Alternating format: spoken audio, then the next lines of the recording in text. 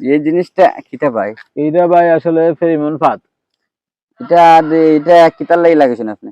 মাছের পোকা দমন করার লাগে তোমরা মধ্যে গা দিলে তুই মানে কুমড়াটা নষ্ট হয়ে যায়। আমরা দেখতে পাচ্ছি এই মুহূর্তে কিছু মাছের পোকা আছে। এর আগেও কি আরো আসিল না আসিল না? হ্যাঁ, আগে অনেকগুলো আছিল ভাই, অনেকগুলো আছিল, বাট আমি এটারে ফালাই দিছি।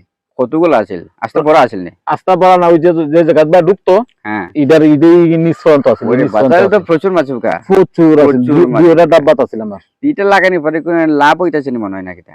হ্যাঁ, এটা পরে তো আগে তো আমার গা মারি দিছে, আমি কুমড়ার টিকাই তুমি পারছি না, এরপরে এটা দেওয়ার পরে মাশাআল্লাহ কুমড়া ঠিকছে। যে ফেরোমন ফাঁদটা আপনারা দেখতেছেন এটা কিন্তু নতুন বের হয়েছে। আগে একটা ফেরোমন ফাঁদ ছিল, ওইটার নিচে পানি দিতে হইতো, আর এটা কিন্তু পানি দেওয়া লাগে না, এটার মধ্যে পানি দেওয়া লাগে না। এই ফেরোমন ফাঁদকে বিভিন্ন জায়গায় ঠারসান ফাঁদ বলা হয় থাকে।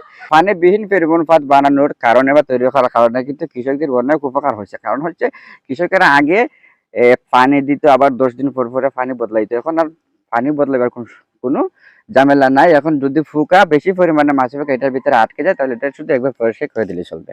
এই ফেরোমন ফাঁদ ব্যবহার করলে আপনাদের শাকসবজিতে কীটনাশক ব্যবহার করা লাগবেই না। ধন্যবাদ সকলকে, ভালো থাকুন। আসসালামু আলাইকুম।